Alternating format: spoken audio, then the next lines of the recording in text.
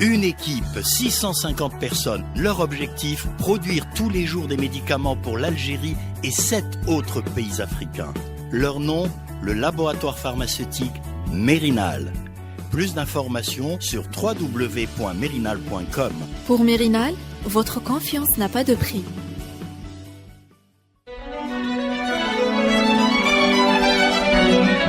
Pour bien s'entendre, il faut bien s'écouter. Rendez-vous sur M, la petite radio du Grand Maghreb.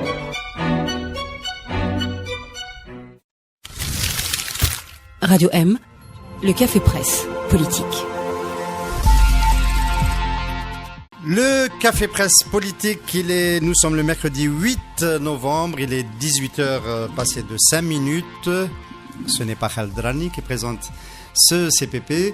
Khaldrani, notre journaliste globetrotter, est reparti à travers le monde. Il n'est pas très loin cette fois, il est à Hammamet pour une activité intéressante, je l'espère pour lui. Je le remplace, j'espère que ça va bien se passer. Vous allez m'aider pour cela, je compte sur vous. Nous avons aujourd'hui un tour de table inédit avec à nouveau avec Hamid Al-Ayashi, journaliste freelance. Marhaba bik. Marhaba. Hassan Wali de Al-Watan, Hassan Wali, un habitué. Bonjour. Bonjour. Kamal Mansari, directeur du Jeune Indépendant. Kamal, bonjour. Bonsoir. Et oui, c'est l'heure de bonsoir maintenant. Et Akram Khreif. Akram, bonjour. Bonsoir, bonjour. Bonsoir. Akram de Secret d'Iffer. Moi, je continue à dire Secret d'Iffer. Il faut dire Mina. Ça marche. Alors, je vous pose la question habituelle. Quelle est la semaine, l'image qu'est-ce qui vous a interpellé cette semaine dans l'actualité? Je vais commencer de la gauche pour faire bien. Pas Akram Khreif. Le championnat du monde d'escrime qui s'est déroulé malgré tout à Alger, qui a été un franc succès, malgré le fait que la salle Harsha a été expropriée, et 30 nations qui participaient, la fédération qui s'est donné beaucoup de mal pour accueillir cet événement à Alger, et 48 heures avant le début de l'activité de cette Coupe du Monde, on a appris que la salle était réquisitionnée pour des meetings. Exactement. De la campagne électorale. Je ne sais pas s'il y en a eu, mais l'événement a quand même eu lieu ailleurs. Il a eu lieu à la Safex, et c'était effectivement un bel événement. Kamal Mansari, qu'est-ce qui vous a marqué cette semaine? Je reste dans le sport, la conférence de presse de Madjar, qui pour la première fois, voilà l'entraîneur qui nous dit que nous allons battre le Nigeria chez nous. Et après les trois défaites qu'on a subies, notamment chez nous, donc pour une fois, probablement on va gagner. Donc on l'a écouté, on verra ce qu'il va faire face au Nigeria. Hassan Wali, qu'est-ce qui t'a marqué cette semaine? Pour le coup, c'est une image, une vraie. Elle n'est pas bonne. Ça dit quelque chose un peu de la régression intellectuelle et politique dans le pays. C'est la liste du FFS dans la commune d'Asfoun. Qui ne montre pas, qui occulte le visage des femmes candidates. Donc il y a 4 femmes qu'on ne voit pas sur l'affiche. C'est, à mon avis, le FFS, ça illustre un peu la régression qui touche ce parti, qui est un parti progressiste, émancipateur, moderne, moderniste. Là, il renonce de plus en plus à ce qui était la philosophie de ce parti. Oui, en même temps, il y a une ministre qui a rappelé que l'Algérie était classée première en termes de droits politiques des femmes dans le monde arabe. Évidemment, ça vient un peu télescoper tout cela. Quand ça vient d'un parti politique, il n'est pas un parti d'opposition du surcroît, il n'est pas censé être à l'image de ce qui est le pouvoir politique. Quand on porte des valeurs de modernité, je trouve inadmissible qu'un parti de la trempe du FFS, de gauche, qui milite, il le dit pas souvent, pour l'abrogation du code de la famille, qui est pour l'égalité des sexes, il n'a pas l'audace de montrer le visage des femmes candidates. Ils auraient pu ne pas présenter de la liste dans cette commune. Hamid Al-Ayashi, une image qui t'a marqué cette semaine? أنا الصورة اللي لفت الانتباه نتاعي هي صورة علي بن فليس في عودته في حوار مع في قناة بر تيفي. دونك صورة يعني ردت لنا في غياب النقاشات السياسية. شفنا واحد هالمرة يعني بن فليس آخر، بن فليس اللي بغى يكون رجل إجماع، بن فليس ان بو لو سوبل، بن فليس اللي وجه دي ميساج سوا بور لو بوفوار ولا المعارضة، وما كانش بن فليس الراديكالي، وإنما بن فليس اللي كان متواضع ويطلب باللي ما يمكنش الخروج من الازمه بحزب واحد، وانما تخرج مع الجميع بين المعارضه والسلطه. وهذا تبان لي صوره جديده اللي حاول يقترحها بن فليس مؤخرا. مناخ سياسي في البلاد نتكلموا عليه في المرحله ربما الثانيه تاع السي بي تاع اليوم. Il se trouve qu'aujourd'hui, on a décidé de commencer par un thème plutôt à l'international, parce que, non pas parce qu'il se passe rien du tout en Algérie, mais surtout parce que ce qui vient de se passer cette semaine en Arabie Saoudite est quand même extrêmement important. On peut rappeler un peu les faits. En Arabie Saoudite, il se passe des choses. Il y a un roi qui est assez vieux, Salman, qui a choisi de changer la succession et d'instaurer son fils comme son premier successeur, Mohammed ibn Salman. C'est un premier coup qui s'est déroulé il y a quelques mois. Il y a eu des mesures de modernisation, entre guillemets, enfin, du point de vue des Algériens, c'est juste une ébauche de modernisation, des femmes qui vont pouvoir enfin conduire, les salles de cinéma qui vont pouvoir s'ouvrir, des centres touristiques également. Et en parallèle, on avait l'impression qu'il allait y avoir un conflit sur le pouvoir. Ce conflit est déclenché. Il y a eu des arrestations importantes cette semaine qui font de l'Arabie Saoudite aujourd'hui un État au bord de la tension. Kamal Mansari, vous avez vécu 4 ans en Arabie Saoudite. Est-ce que vous pouvez nous expliquer ce qui s'est exactement passé ? Bon, après, suite à ce que vous avez cité comme événement, donc il y a eu cette semaine, disons-le carrément, c'est presque un tremblement de terre au sein du palais royal. C'est-à-dire la famille royale a été secouée violemment.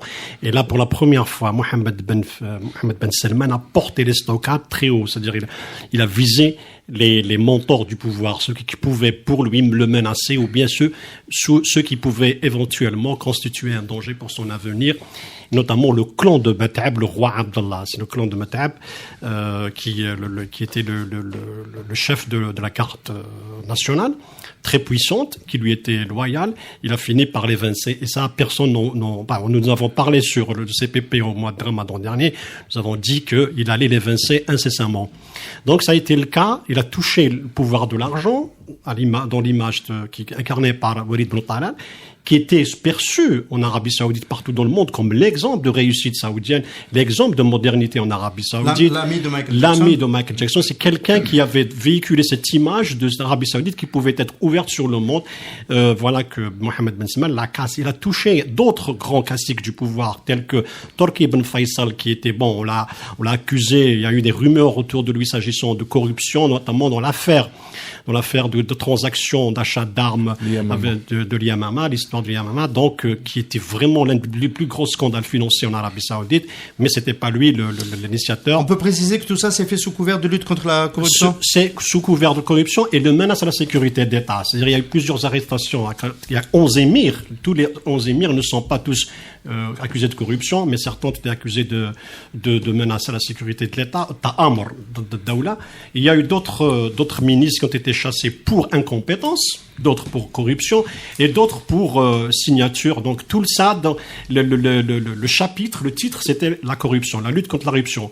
Et ce qui est drôle, c'est que la commission de lutte contre la corruption a été créée la veille de ces arrestations, alors que le roi Abdallah avait déjà créé une commission en 2011, lorsqu'il était lors de la grande, comment dirais-je, tout au cœur du printemps arabe. Le roi Abdallah avait créé cette Hay'at Mukafahat al-Fasad, mais qui n'a rien fait.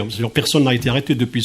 Mais là, on voit que Qu'est-ce qui, au niveau opérationnel, qu'est-ce qui peut se produire? Il n'y a pas de Ligue des droits de l'homme en Arabie Saoudite, il risque pas d'y avoir de mouvement d'opinion.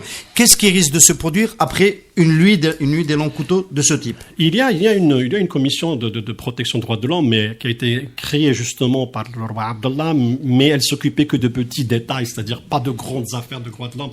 Comme il y a plus de 3000 prisonniers politiques en Arabie Saoudite, qui s'ajoutent à la vague, sans compter ceux qui ont été arrêtés récemment. Et parmi eux, parmi les prisonniers politiques, enfin politiques entre guillemets, il y en a un qui soutenait le pouvoir, c'est-à-dire qui soutenait la famille royale. On peut citer exemple Hassan Zamel, c'est un théoricien, enfin c'est un excellent économiste. C'est quelqu'un qui a brillé, qui a été remercié par le roi, mais il a eu une opinion différente justement sur cette vision qu'on appelle l'Arabie Saoudite 2030 qui est actuellement vendu par Mohammed Ben Salman. Mais tout le monde en Arabie Saoudite, on est attentiste. On a vu aujourd'hui un grand article sur le Guardian qui illustrait le roi Abdallah, le roi Mohammed Ben Salman comme quelqu'un de caractériel, qui est inexpérimenté, qui est en train de conduire l'Arabie Saoudite vers le chaos. C'est-à-dire, voici une opinion qui pourrait être intéressante, notamment d'un journal qui est proche de la famille royale, qui a toujours suivi les événements en Arabie Saoudite. Hassan Wali, vous avez intervenu dans le Watan, tu as intervenu dans le Watan à cette occasion-là, et tu as interviewé un spécialiste. Comment on peut interpréter ce qui vient de se passer en Arabie Saoudite? Pour continuer de ce que dit Kamel, ce qui s'est passé cette semaine est inscrit dans un processus qui a commencé au moins depuis 2015, depuis l'arrivée de Ben Salman au pouvoir. Ben Salman qui était un peu victime des pratiques de son frère, demi-frère Abdallah. Il était marginalisé. Salman qui était marginalisé. Là, il prend une revanche. Qu'est-ce qu'il fait dès 2015? Il destitue le prince, celui qui devrait normalement succéder, c'est le frère, c'est Prince Mogherini. Et il va rompre avec la tradition saoudienne de l'accession au trône, c'est-à-dire depuis la fondation de l'Arabie Saoudite, depuis du moins 53, la mort du fondateur, le trône se transmet de frère en frère. Et là, il marque une rupture dans cette tradition. Pour la première fois, ça va être le fils qui va succéder à son père. Et probablement, il va abdiquer. À mon avis, je pense que Ben Salman MBS va succéder à son père de son vivant. Ce que je voudrais dire, il évince Mogherini, il évince juin dernier, premier coup d'État, il évince Mohamed Ben Naïf, qui était le puissant ministre de l'Intérieur. Et au profit de son fils, qui a connu une ascension fulgurante, il fait la guerre, chef de guerre. Donc, comme dirait Hassan Mouali, il a arboré la djellaba d'un leader de guerre. Hassan Mouali qui nous a rejoint de manière discrète là, depuis qui j'aime bien jouer sur ces termes. Et avant cette semaine, MBS a mis en prison les principaux prédicateurs jugés trop extrémistes. C'était un peu là. Il réduit l'influence du pouvoir religieux. Il a remplacé 700 imams. Il décide de redonner enfin le droit aux femmes de conduire, ce qui va, au plan économique, créer près d'1 million de postes d'emploi. Et ils vont en supprimer d'autres. Voilà. Et après, il lance le projet de développement économique pour lequel ils ont mobilisé 500 milliards de dollars. C'est le cabinet conseil McKinsey qui réfléchit à tout ça, c'est les Américains. Et je pense que ce qui se passe en Arabie Saoudite, c'est on est dans une phase de petite révolution à différents niveaux, préparant l'accession au trône du MBS. Alors j'ai posé une question directe à notre ami Ahmed El Ayashi, qui lui aussi est spécialiste de l'Arabie Saoudite. Il y a séjourné, il a rencontré beaucoup d'acteurs importants, notamment Mohamed Ben Naïf, l'ancien ministre de l'Intérieur puissant qui a été démis en juin dernier. Est-ce qu'on est en train d'assister à une modernisation forcée avec des résistances? Et d'où viennent les résistances? Est-ce que les résistances viennent du clergé de wahhabite, ou est-ce que ça vient aussi de la société, de certains autres secteurs de la société? شوف هو دركا السعوديه تعيش يعني منذ فتره يعني تناقضات داخليه بين المجتمع التقليدي اللي يمثل يعني في آل الشيخ يعني في السلطه الدينيه وبين الجيل الجديد اللي قرا في الخارج، قرا في الولايات المتحده الامريكيه، قرا في بريطانيا، قرا الان في فرنسا. وتعرف بان السعوديه كانت في السنوات الاخيره من بين اللي تبعث اولادها يعني بورس يعني اللي يدوا المنحه الدراسه ويسمهم المبتعثين. وي يعني هذه الامور الآن كان شيء هو أساسي يعني يبدو لي الإطار العام أن كان حدث أساسي وهو انعكاسات 11 سبتمبر على السعودية. هذا الحاجة الأولى. الحاجة الثانية هو يعني الموجة الأولى من الربيع العربي أو ما يسمى بالربيع العربي أو الثورات العربية، وهو أساسا اللي كانت في قيادة إخوان مسلمين اللي في فترة معينة داومت الثورة وشكلوا مثلا التهديد الداخلي داخل السعودية، أو ما كانوا يسموا قدام من الصحويين هذول الذين تربوا على الإخوان المسلمين، من بينهم عبد القادر العودة مثل القرني إلى آخره، الذين تعرضوا سلمان العودة الذين تعرضوا إلى مثلا الموجة الأولى من الاعتقالات أو محاولة الصمت عليهم. يعني هذه الحاجة الأولى.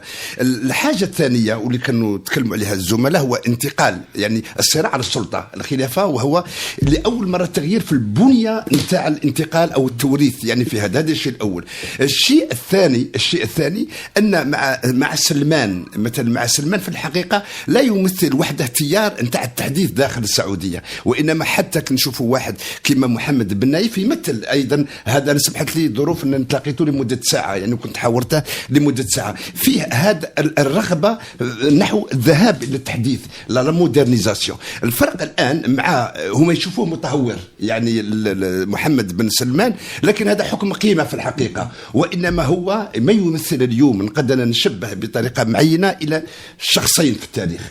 نشبهه الواحد مثل مصطفى أتاتورك الذي يريد أن يقطع الصلة مع السلطة الدينية ومع بيت الشيخ، هذا الشيء مع الخلافة ومع النظرة الدينية المجتمع. الشيء الثاني يمكن أيضا أن نمثلوه نرد في النص السيناريو، يعني أمام نمثلوا إلى غورباتشيف، يعني غورباتشيف من خلال غلاسنوست يعني في هذا المثال، ومن خلال بروستوريكا في إعادة البناء. الآن ينتقل مباشرة بدون مقدمات إلى التحديث الراديكالي داخل السعودية. الآن وحتى لا نطول هنا من خلال ماذا؟ من خلال شيئين، أو هناك رغبة حسم السلطة يعني باش تكون في هذا الشيء، لكن في نفس الوقت محاولة الانتقال من السعودية من مجتمع الجماعة الدينية إلى المجتمع الوطني أو الأمة بالمفهوم الحديث، وانطلاقا بالاعتماد على فئات جديدة داخل المجتمع، والعمل على توحيد السعودية انطلاقا من خلق الحروب أولا من خلال يعني الآن الصراع، تحديد الصراع أو خلي حاد الصراع مع إيران في هذا، ومن خلال أيضا الآن فتح جبهة مع حزب الله في بيروت، وأيضا من خلال ما يحدث في اليمن. انطلاقا من هنا يريد أن يكون نوع من البطل الجديد. إذا انتصر في هذا، معناها الآن غادي نعيشوا لأول مرة انتقال ليس فقط السعودية، وإنما منطقة ما تسمى بالمنطقة العربية من أن سيكل اللي جاء من الحرب العالمية الثانية إلى سيكل جديد. La question que je voulais te poser, Akram, c'est Mohamed Ben Salman, modernisateur. Il y a eu des comparaisons, Atatürk, Hamida, Atatürk, Gorbatchev. Atatürk, c'est un peu ancien. Gorbatchev, quand il a tenté la glasnost et la perestroïka, il a quand même eu le soutien d'une partie de la communauté internationale, des Occidentaux notamment, qui soutient Mohamed Ben Salman dans ce qu'il est en train de faire. Je pense que c'est du wishful thinking. En Occident, on fantasme beaucoup sur l'Arabie Saoudite, sur la modernisation éventuelle de l'Arabie Saoudite et tout, parce que ça a été présenté comme un étant obscurantiste, etc. Et donc, au moindre signe d'éclaircie, on saute dessus, on est content, etc. Sincèrement, moi, je pense que ça dépasse ce cadre-là. Ça dépasse le cadre des réformes. D'abord parce que l'Arabie Saoudite a investi énormément dans la théologie, dans l'idéologie. On parle de 7 000 milliards de dollars depuis les années 70 qui ont été injectés dans l'idéologie des Wahda. Donc ça, c'est pas de l'argent qui va partir comme ça. Secondo, il y a l'agenda américain, il y a l'agenda de Trump. Il y a le deuxième mandat de Trump aussi qui est en train de se jouer aujourd'hui. Il aura besoin d'argent. Walid Ben Talal plus les 10 autres émirs représentent des trillions de dollars en avoir aux États-Unis qui peuvent disparaître du jour au lendemain.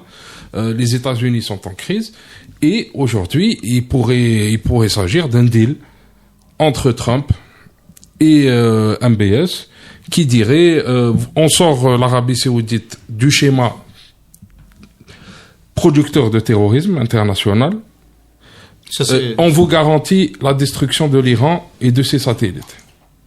Donc ce serait un peu le deal qui permet à MBS d'aller aussi loin. Oui. Et la séquence Qatar, comment tu l'intégrerais là-dedans? Là, c'est épisodique. Hein. Une seconde, je vais quand même poser une question à Hassan Mouali qui nous a rejoint, qui n'aura pas le loisir de dire quelle était l'image marquante pour lui. Ne pas confondre avec Hassan Mouali. Hein. Ça, c'est la magie du café presse politique. On a deux Hassan, l'un c'est Wali, l'autre c'est Mouali, donc je vais bien prononcer. Hassan Mouali, voilà, directeur de. Alors, je te laisse le temps d'Algérie, toujours directeur du temps d'Algérie, ça n'a pas changé depuis la dernière fois. Avec l'Ouart. Maintenant, on va rajouter l'Ouart. Voilà. Alors. Très vite, hein. Est-ce qu'on peut dire, question directe, est-ce qu'on peut dire qu'il y a un deal chez Mohammed Ben Salman, le modernisateur, qui va prendre des mesures progressistes, entre guillemets, dans la société, mais qui va offrir au clergé, je dis clergé entre guillemets, hein, wahhabite, il va lui offrir une croisade contre la Shia, en étant le champion justement de la guerre au Yémen, en tentant d'isoler le Qatar qui est accusé d'être mou vis-à-vis de l'Iran, et en tentant de casser l'alliance interne au sein de Liban, en obligeant le Premier ministre libanais à démissionner. Est-ce que c'est un deal qu'on peut est-ce que c'est plausible qu'il y ait ce deal, que lui, pour faire passer ses réformes de société, il est obligé de faire plaisir aux wahhabites, aux clergés, en étant très agressif vis-à-vis de Shia? Moi, je tiens d'abord à dire que je trouve toute relative l'idée de dire que l'Arabie Saoudite se modernise.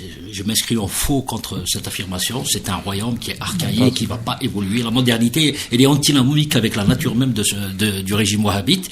Je partage entièrement ce que vient de dire Akram Khalif. Je crois que ça obéit à une double logique. Il y a une logique interne qui est liée au mode successoral qui a complètement changé, comme l'a dit Hassan tout à l'heure. Effectivement, c'est l'accession imminente de Mohammed Ben Salman n'a pas fait que des heureux. Il y a des malheureux.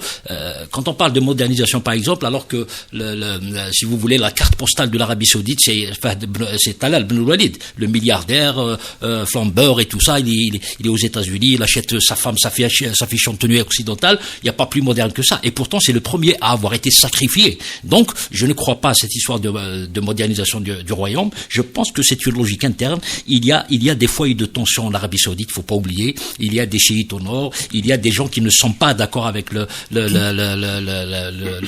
façon dont a été catapulté ce Ben Salman, et donc ils ont peur pour l'intégrité de l'Arabie Saoudite. Ils ont peur que la monarchie vacille prochainement. Donc de concert avec les États-Unis et la Russie, il faut savoir que le roi d'Arabie Saoudite a été reçu à Moscou.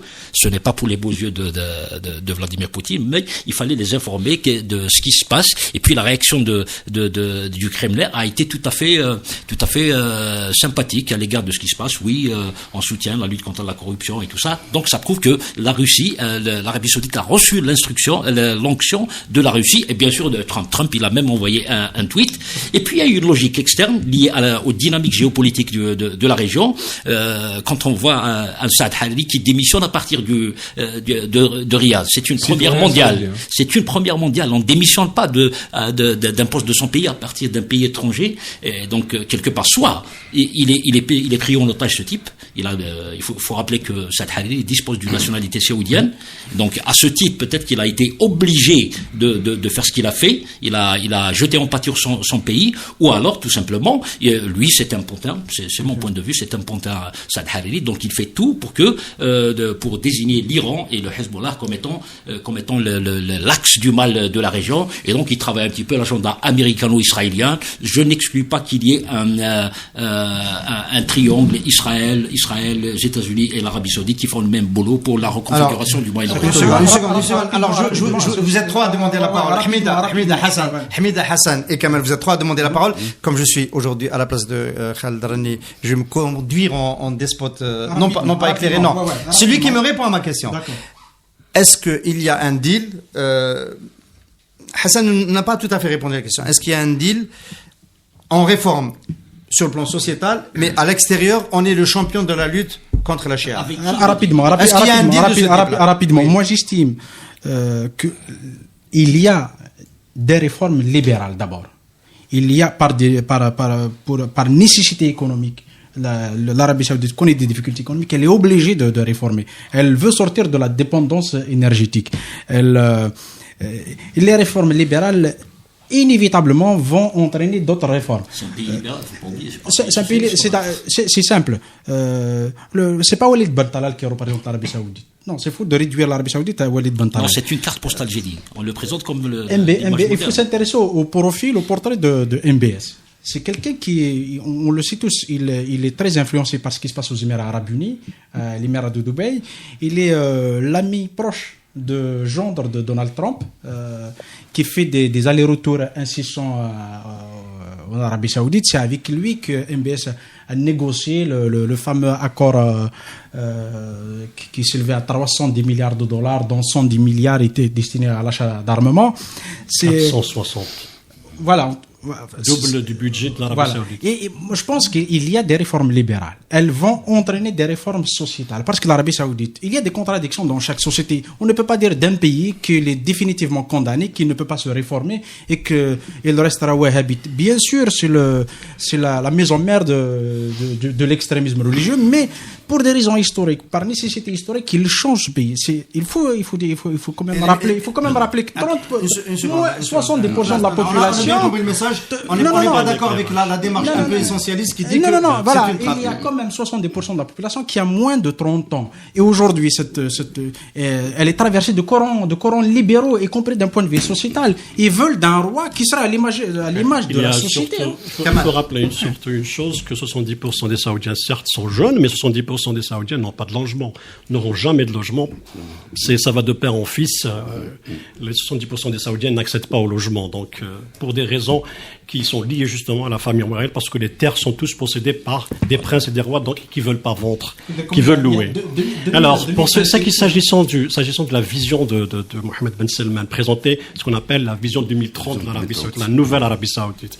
Il fallait revenir à cette déclaration sur le forum d'initiative économique qui s'est déroulé récemment à Riyad, où il disait que nous allons, c'est-à-dire sortir, surtout pour parler de libéralisme, il faut qu'on revienne à ce que nous étions il y a 70. C'est-à-dire, il faudrait se rappeler que les années 60, en Arabie Saoudite, on marchait toujours en pantalon, on portait la jupe, on portait la robe. Donc, ce qu'on appelle la période Sahwa qui a commencé, citée par Ahmed Ayashi en 70, c'est là où on est revenu parce qu'il y avait le courant, il y avait cette vague d'Afghanistan, donc c'est là qui a touché même l'Algérie. Donc, c'est les Saoudiens, pour lui, il faut revenir à ce que revenir avant la Sahwa. C'est-à-dire, la démarche qui a été faite de conservatisme, maintenant, on va vers le libéralisme. Ça a pris 40 ans ou 30 ans, peut-être que ça prendra aussi 30 ans et 4 ans. Mais sur le plan économique, ce qu'il lui propose actuellement, qui est contesté par beaucoup d'experts en Arabie Saoudite, qui ont payé de leur liberté, certains sont en tôle à cause de ça. C'est lorsque l'Arabie Saoudite a dit, je vais me libérer de la rente pétrolière, c'est-à-dire se débarrasser du pétrole pour aller vers une autre issue. Qu'est-ce que MBS propose? Il propose que l'argent généré par le pétrole soit investi dans des bourses. Là, les économistes lui ont dit, nous allons sortir d'une rente pétrolière vers une rente boursière. Nous allons attendre ce qui se passe dans les fluctuations de bourse pour générer de l'argent. Mais aucune politique industrielle n'a été créée envisagée par MBS. Et autre chose, lorsqu'on parle des oulémas qu'il est en train d'évincer, il a évincé les principaux leaders religieux, mais pas, sauf un seul qui est très très dangereux, qu'on oublie de citer, c'est Rabia al-Madkhali. Rabia al-Madkhali qui a fait beaucoup de mal. C'est-à-dire que lui qui a prôné le djihad en Libye, il a prôné le djihad en Égypte, il a même qualifié les combattants du Sahara occidental comme des Khawarij. Donc celui-là, il a été dangereux. Il a des adeptes en Algérie. C'est pour ça que qu'on pense à une onde de choc. C'est-à-dire que ceux qui faisaient de Rabia al-Madkhali comme une référence religieuse en Arabie Saoudite sont en train de le battre parce qu'il est combattu par Hayat al-Ulama en Arabie Saoudite.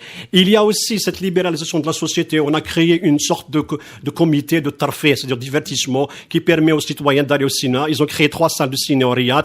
Maintenant, on peut aller danser, faire du théâtre. Ça reste minime. Il faut être prudent. Oui, c'est pas négligeable. Dans un pays qui était impossible, envisageable. C'est-à-dire que l'argent... C'est pas assez pour Hassan Mouali.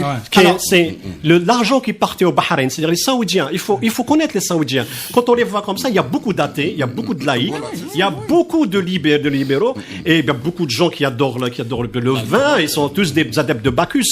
Ils vont au Bahreïn pour avoir tout ça. On a créé le Bahreïn pour qu'il soit une bouée de sauvetage, enfin une bouffée d'oxygène. On a construit un pont de 27 Alors, km. la question que j'ai envie de poser, Hamid El Ayachi, avant de revenir aux autres, rapidement, parce que on ne peut pas rester que sur ce sujet aujourd'hui dans le Café Presse, même s'il est passionnant. Quelles sont les chances de réussite de Mohammed Ben Salman dans ce qu'il est en train d'entreprendre? الحضور تاعو باش ينجح ولا ظنت بلي راح يخفق خاطر الوسائل اللي يستعملها ربما مش الوسائل السياسيه اللي لازم يستعملها؟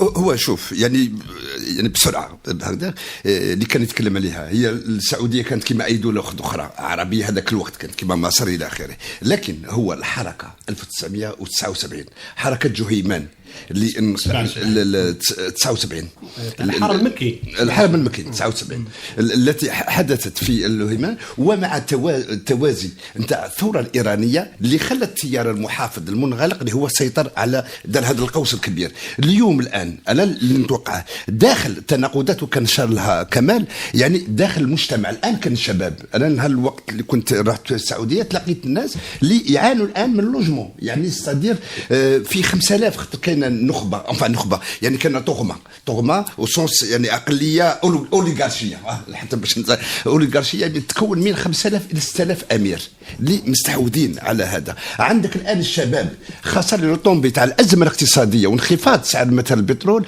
عندك مثلا الان النسبه نتاع 30 اكثر من 30%، يعني اكثر من 30 ربع الشباب، يعني ربع الشباب اللي يعيش بطاله داخل السعوديه الان داخل النخبه السعوديه. هذه تاريخ مهمه جدا، يعني كان كمال عاش تماك وشاف ان تيار كبير الحادي يعني سي دي زاتيست الان موجودين.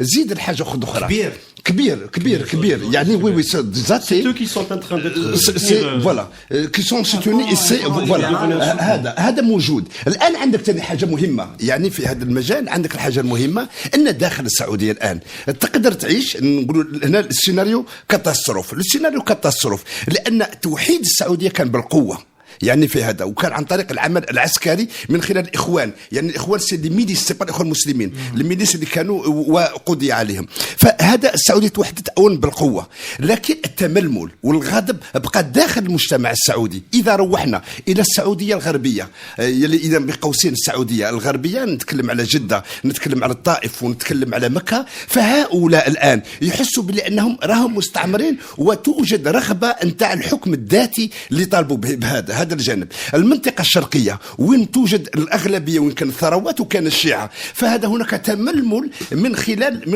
التململ ضد العائلة السعودية. فيعني اللي علاش تكلمت قبيل على السيناريو نتاع غورباتشيف يعني نتاع الاتحاد السوفيتي، أن ممكن الإصلاح هذا يمكن يؤدي إلى انهيار السعودية وخروج قوة. ما ننساش أن الراديكاليين الإسلاميين من بينهم الآن من المسجونين يكون كان فيه عائلة بن لادن، يعني هم المسجونين. فهذا الآن هذه القوة الآن الصامتة وتقوت هذه القوة مثلا المحافظة يمكن أن تستثمر وتعود من جديد خلال بروز ما يسمى بالسينيار دوغار، وبالتالي نعود إلى سعودية ما قبل، يعني سعودية يعني صراع القبائل، وبالتالي الحرب الأهلية اللي ممكن تكون في السعودية. إذا احنا في هذا السيناريو موجود بالدرجة الأولى.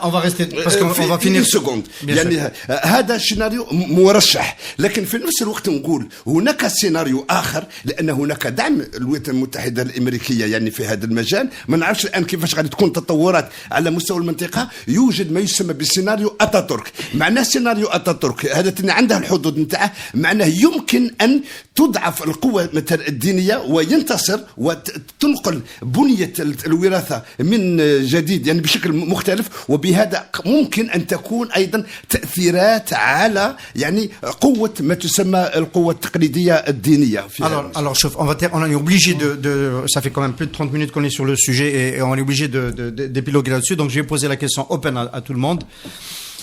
Le scénario que vient d'évoquer Hamid El Ayachi, انهيار تطور تاع un scénario catastrophe تاع العربية السعودية, sans arriver jusque là. النموذج تاع العربية السعودية كما كان حتى الآن ربما راح يتغير. C'est quoi l'incidence sur les islamistes au Maghreb et en Algérie? quand le wahhabisme est mis à mal, si c'est ça l'évolution, et qu'il y a un procès de sécularisation du pouvoir politique et de la société en Arabie Saoudite, est-ce que c'est une bonne ou une mauvaise nouvelle pour nous autres au Maghreb? Parce que c'est un référent qui va disparaître ou qui va être altéré, qui va s'abîmer. C'est une bonne ou une mauvaise nouvelle? La production de commissaires politiques wahhabites va cesser. Si c'est le cas, elle va cesser. Mais le réservoir existe toujours en Algérie, en Afrique de l'Ouest, un peu partout. Donc il risque d'y avoir un transfert vers notre région. De cette force, d'ailleurs on le voit. C'est-à-dire on va avoir des sous-traitants qui vont devenir les marja ad-dini, تاع السلفية يصبح عندنا. الجارية السعودية في الجزائر وفي الدول هادو هي اللي راح je parle des Algériens هي اللي راح تاخذ زمام الأمور. Si on compare مع السعودية, on le voit, on l'a vu avec l'imam Machich El-Ferkous qui commence à se désolidariser de Rabi al-Metrali. Donc il y a une certaine depuis qu'il a été arrêté. Non, avant, depuis quelques mois, ça dénote d'une autonomisation du salafisme en Algérie. Autonomisation du salafisme en Algérie. On a déjà évoqué ce cas, c'est-à-dire que les salafistes algériens ont cherché une autre référence. Et d'ailleurs, c'est pour ça qu'on a, à un moment donné, ils ont essayé de voir en Bambadis, est-ce qu'il peut être le salafiste idéal, Ibrahimi. Maintenant, actuellement, ils sont en train. Bon, c'est vrai qu'il a des adeptes, le Metrali en Algérie, le Firqa al-Metralia. Mais en Algérie, je ne pense pas que la disparition des leaders salafistes purs et durs, parce que actuellement les salafistes sont au pouvoir. C'est essentiellement conçu, composé de salafistes, donc ils sont pour le pouvoir. Et donc, donc c'est pas des gens avec qui il y aurait de confrontation. La crainte viendrait de décéder des frères musulmans. Donc je ne pense pas. Il y a une phrase que je voulais dire pour ajouter à ce qu'a dit Hamid Al-Ayashi. Il n'est en aucun cas علمنا التاريخ والأحداث أن في السعودية يستحيل أن كما قلت تصعد إلى السلطة دون مساعدة أمريكا وبريطانيا. Depuis 1973, parce qu'il y a un accord, les États-Unis ont signé avec le roi Faisal un accord de défense, de protection contre depuis 1973. Hassan Mouali. Oui, ce que vient de dire Kamal, justement, c'est pour ça que tout à l'heure je parlais des États-Unis et de la Russie. C'est un pays tellement précieux pour les grandes puissances, surtout les États-Unis, qu'on ne va pas laisser comme ça éclater le scénario catastrophique. Un peu moins. Les États-Unis exportent du pétrole maintenant. Oui, d'accord, mais j'ai du mal à imaginer quand même les États-Unis sacrifier l'Arabie Saoudite. C'est un grand pays, c'est les premières réserves mondiales du pétrole. Ils ont de l'argent, ils vont l'utiliser pour la sécurité vitale d'Israël aussi. Il faut pas oublier.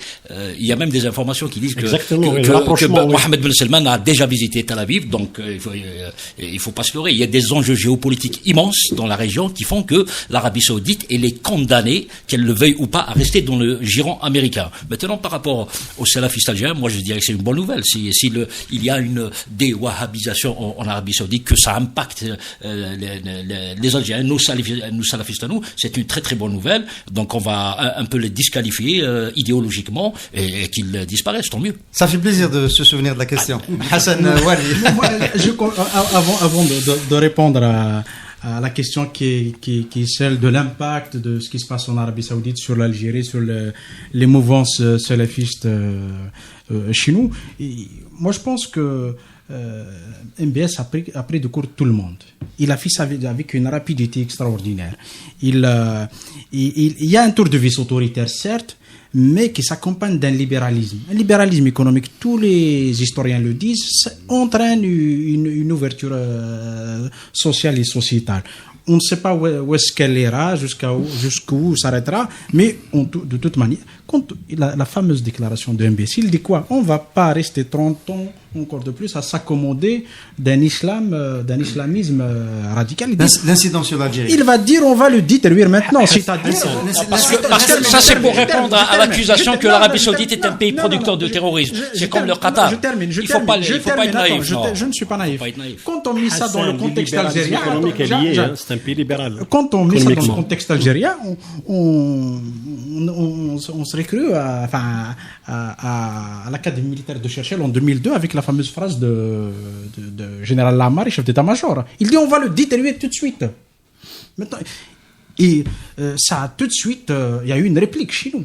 Il y a eu une réplique. Kamel a eu raison de dire qu'il y a un courant encore plus dangereux que le wahhabisme qu'on a connu depuis des années, c'est le Madkhalia, tu vois, son gourou en Arabie Saoudite. Il a beaucoup d'adeptes en Algérie.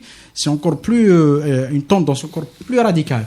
Mais ça a dérouté en tout cas les salafistes algériens. Ils savent pas comment dire, avec qui prier le vendredi. Est-ce qu'avec ceux qui soutiennent MBS ou est-ce que ceux qui sont en prison? On n'a pas eu le temps d'en parler, mais ça va aussi avec le tafakuk al-Qaïda تاع الدولة الإسلامية. Donc les incidences en Algérie. أحمد الله ياشي. شوف هو نظن أنا نعيش يعني لحظة تاريخية كبيرة. واللحظة التاريخية هي نلخصها في نقاط. أولا يعني الأزمة العميقة الآن تاع الإسلاموية بمختلف الأجنحة نتاعها، من الجناح الوهابي إلى الجناح الإخواني. شفنا الآن فشل الإخوان والسسرة مثلا في مصر، الآن انعكاساتها ثاني في قطر وغيرها. يعني هذا دوك نشوفوا نهاية يعني نتاع الإخوان المسلمين. في نفس الوقت النهاية والأزمة الحقيقية نتاع الوهابية. يبقى اللي يخرج هذا هو الانتقال إلى حركة الدولة أو تنظيم الدولة الإسلامية أو القاعدة ثم الدولة الإسلامية، فوصلت إلى ليميت هيستوريك نتاعها. هذا اللي خليني نقول باللي اليوم ممكن وهذا نشوف نتابعوها مليح، أن ممكن أن تكون السعودية هي البداية نتاع الموجة الثانية مما يسمى بالربيع العربي، اللي يمكن غادي توشي بلدان أخرى وليست انعكاساتها ممكن ستنعكس أيضا في المغرب العربي على المغرب. On a terminé. Il reste plus rien pour la deuxième partie. On a fait 45 minutes sur l'unique Arabie Saoudite. Voilà. On va quand même réserver 10 minutes à l'actualité algérienne. On se retrouve dans un moment dans la deuxième partie du Café Presse Politique. Merci. Une équipe, 650 personnes. Leur objectif, produire tous les jours des médicaments pour l'Algérie et 7 autres pays africains. Leur nom, le laboratoire pharmaceutique Mérinal. Plus d'informations sur www.mérinal.com. Pour Mérinal, votre confiance n'a pas de prix.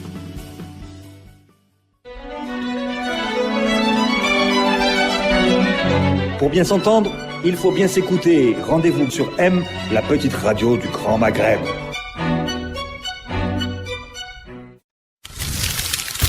Radio M, le Café Presse Politique.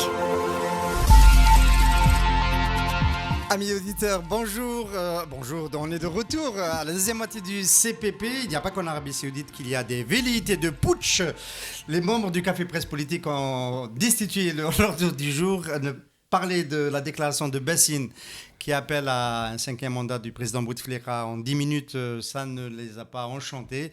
Et il est vrai qu'on n'a pas été au bout de la logique de ce qui se passait en Arabie Saoudite. Nous sommes tous d'accord pour dire que c'est sérieux et c'est une onde de choc monumentale. On a cette ambition de le faire partager à nos auditeurs. Il y a une séquence qui pourrait venir à la suite de tout ce qui est arrivé. C'est une tension guerrière, c'est carrément la guerre, parce qu'on est dans un discours très martial contre l'Iran à partir de Riyad. Est-ce qu'un scénario de confrontation guerrière peut survenir et quelles pourraient être ses conséquences s'il devait survenir? Personne ne le souhaite évidemment, mais on est obligé de l'envisager.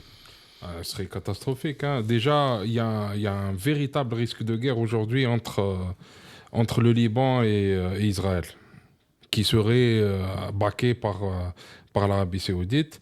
Donc Israël qui voudrait reprendre le sud du Liban et qui voudrait profiter du fait que le Hezbollah soit empêtré dans la guerre en Syrie pour tuer le mouvement sur le lieu de sa...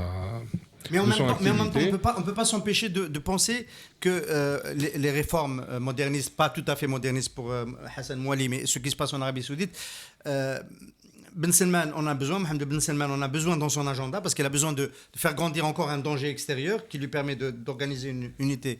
On peut rappeler que c'est le lancier de missiles à partir du Yémen, des Houthis à partir du Yémen qui a tout déclencher.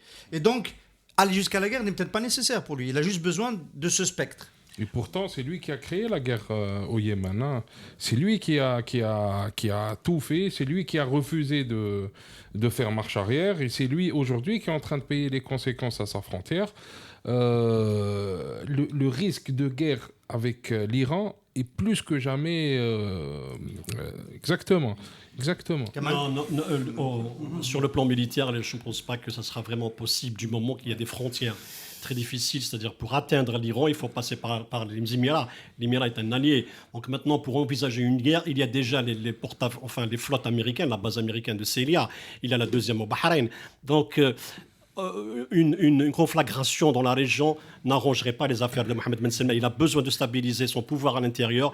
C'est vrai qu'il crée des spectres, c'est-à-dire justifier à chaque fois la menace iranienne, perse, mais en même temps il a un combat à l'intérieur à mener. C'est-à-dire il s'est doté du luxe, il a eu le luxe d'agrandir le champ de ses ennemis. Il a des ennemis à l'intérieur et à l'extérieur. Maintenant, si pour colmater l'intérieur, pour resserrer les taux sur l'intérieur, il revient sur cette histoire c'est devenu un vieux Cassandre, l'histoire de l'Iran. Mais à l'intérieur, il a besoin de combattre tout d'abord. Les menaces dans la province orientale, c'est là où il y a le qalaqil, comme on dit, les troubles pour survenir, et donc c'est un poste avancé pour l'Iran. Donc c'est un pays, beaucoup de chiites dans la province orientale, notamment l'Awami, Al-Qatib, sont pro-iraniens. C'est-à-dire ils prendront les armes au profit de l'Iran. Il y a au Bahreïn 70% de la population qui se considère iranien, parce que les Bahreïnais se considèrent iraniens, et l'Iran considère le Bahreïn comme son prolongement naturel depuis longtemps. Donc c'est une menace. Donc il faudrait prendre tout ça au sérieux. Donc c'est une bonne nouvelle, le risque de déflagration n'est pas à l'ordre du jour pour le moment. Non, c'est-à-dire il a besoin de stabiliser son intérieur. Alors qui c'est qui va nous dire? Alors il ne faut pas que ce soit Ahmed Al-Ayashi qui nous dise scénario catastrophe, parce que c'est lui qui aime les scénarios catastrophes. Rapidement, moi je pense qu'aucun pays dans la région ne souhaiterait une guerre ou un basculement dans la violence, affrontement entre États. Mais quand même deux choses importantes. Ben Salman, on a l'impression, quand on le prend dans la perspective de ce qui se passe depuis quelques années, on a l'impression que le gars était préparé pour prendre le pouvoir. Et le chef de guerre, il est nommé ministre de la Défense, il fait une guerre au Yémen, ça fait de lui un leader national, ça permet de ressouder autour de lui, ça permet d'identifier les adversaires intérieurs, ce qui serait un peu tenté par une dissidence, et ça a continué avec l'embargo contre le Qatar. C'est à ce moment-là qu'on a arrêté tous les chefs religieux parce qu'ils se sont dit il ne faut pas faire ça au Qatar. Mais au plan géostratégique, il y a un élément très important. C'est que dans la confrontation historique entre les républiques arabes, dont le Caire était l'épicentre, et les monarchies du Golfe, dont l'Arabie Saoudite était le cœur battant, finalement, 40 ans après, les monarchies ont gagné. Affaiblissement de l'Irak, pour ne pas dire destruction de l'Irak, affaiblissement considérable de la Syrie. On ne sait pas qu'est-ce que serait demain la Syrie. Est-ce que ça va être un pays en partition? Affaiblissement considérable de l'Égypte. Asservissement. Je choisis mes mots. Je ne veux pas dire asservissement. Affaiblissement considérable de l'Égypte. Le seul endroit où il y a une symétrie, c'est Algérie-Maroc. Voilà. Il y a affaiblissement considérable. Ça veut dire quoi? Ça veut dire le camp, ce qu'on appelait jadis le camp de la résistance, est complètement laminé. Ce qui, on observe depuis 2011, la question palestinienne n'est plus dans l'agenda, dans priorité des priorités du monde arabe. Et petit à petit, l'idée d'accepter Israël un peu dans le jeu géopolitique régional commence à accepter. Voilà, ça se banalise, et l'État d'Israël se banalise. Et je crains que d'ici 10, 15, 20 ans, 30 ans, au rythme où vont les choses, Palestine, ça va être un conflit interne à l'État d'Israël. Quand on prend la carte, la Palestine a disparu. On ne sait pas où est-ce que se situe territorialement la Palestine. Il y a la bande de Gaza qui continue de résister. Elle peut disparaître. Il y a un renoncement. Hassan Wali, favorable parce qu'il y a une conflagration, mais à condition que ça soit pour récupérer la Palestine. En tout cas, de toute manière, le rapport de force aujourd'hui dans la région n'est pas favorable à la Palestine. حميدة شيء نفس السؤال بالنسبة للتأزم وخطورة السيناريو تاع الحرب. هو شوف يعني السيناريو راه قدامنا. فرق بين احنا واش نحب نكون وواش كاين. العراق جامي واحد كان ينتظر باللي انها تدخل في حرب اهليه وتدي كل هذه السنوات. بالنسبه لسوريا ايضا كل هذه السنوات، وهذو كلهم يشوفوا باللي فيها مسؤوليه اللي حدث في العراق. طبعا الولايات المتحده الامريكيه، لكن اللي حدث في العراق او حدث في سوريا فيه مسؤوليه نتاع السعوديه. فالان الحق متجذر يعني في هذا المجال. الان محاوله وساطه نتاع محمد السادس يعني في بالنسبه لتلطيف الجو يعني في المنطقه. لماذا؟ لان نركز على ما تسمى بكل برود، نتكلم على حرب على الموجه الثانيه مثلا. من هذه الموجه الثانيه ستنتقل الان من الدول القديمة التي كانت تسمى بين قوسين قومية أو تقدمية إلى منطقة أخرى وهي ليمونارشي، يعني سواء في الخليج أو وصولها إلى مثل المغرب. وعلى هذا نتكلم على ما تسمى بالموجة الثانية. وهنا رانا أمام خطر حقيقي. خطر حقيقي نقول أن الآن يمكن نستعمل كلمة شوية صعيبة، يعني هو نهاية العرب بالمفهوم نتاع من الحرب العالمية الثانية ودخول في الخريطة الجديدة نتاع الشرق الأوسط، نشوء دول جديدة في هذا الإطار الاستراتيجي.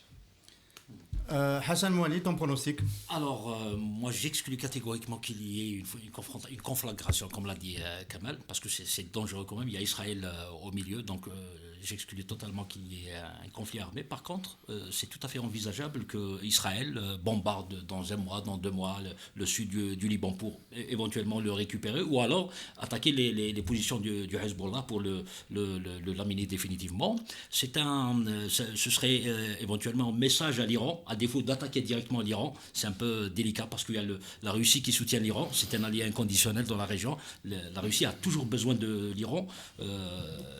Et donc, j'exclus totalement à ce qu'il y ait une attaque contre l'Iran. Par rapport à l'Arabie Saoudite, moi je pense que Salman, c'est un pantin. L'Arabie Saoudite n'a jamais été maîtresse de son destin. Elle ne le sera pas cette fois. Je suis convaincu que tout ce qui se passe maintenant, c'est un plan américano-israélien, on va dire, comme ça. Il y a des réformes cosmétiques. Non, c'est un complot. Non, c'est pas un complot. L'Arabie Saoudite, c'est un pays qui n'est pas libre de son action.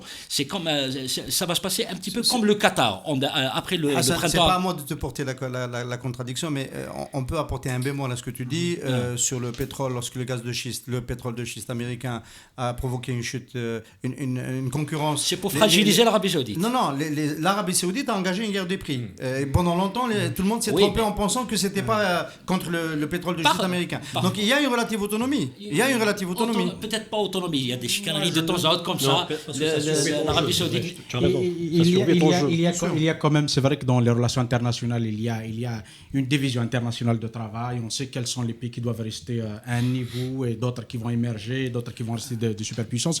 Mais je ne pense pas qu'on ne peut pas affirmer comme ça de but en blanc que ce pays n'est pas maître de son destin de manière définitive.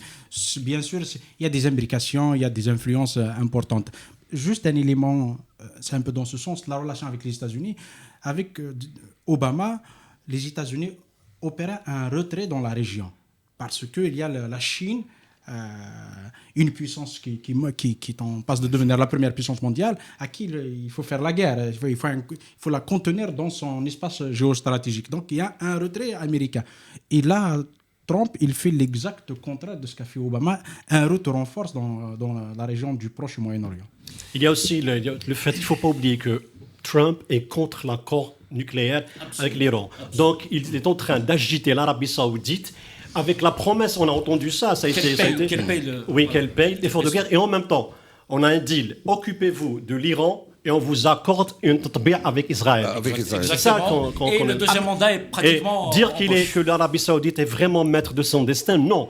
Il négocie son destin. Ça a toujours été comme ça. Mes auditeurs, on a bouclé 1 heure dans ce café presse politique passionnant sur un sujet pas évident au début. La semaine prochaine, on vous promet de donner la liste complète de ceux qui ont été cités dans le Paradise Papers, parce qu'il y a de nouveaux noms qui vont sortir, on va les suivre cette semaine.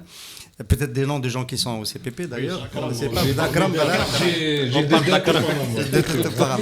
En attendant, on vous souhaite une très bonne semaine et à mercredi prochain, en principe avec Khaled Drani, notre journaliste. Mais ça se passe bien sans lui. Non, on va le récupérer, Khaled Drani, la semaine prochaine. Merci beaucoup, merci. Une équipe, 650 personnes. Leur objectif, produire tous les jours des médicaments pour l'Algérie et 7 autres pays africains. Leur nom, le laboratoire pharmaceutique Mérinal. Plus d'informations sur www.mérinal.com. Pour Mérinal, votre confiance n'a pas de prix.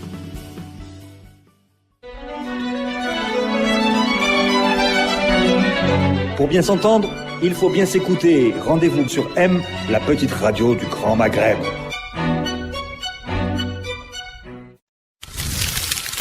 Radio M, le café presse politique.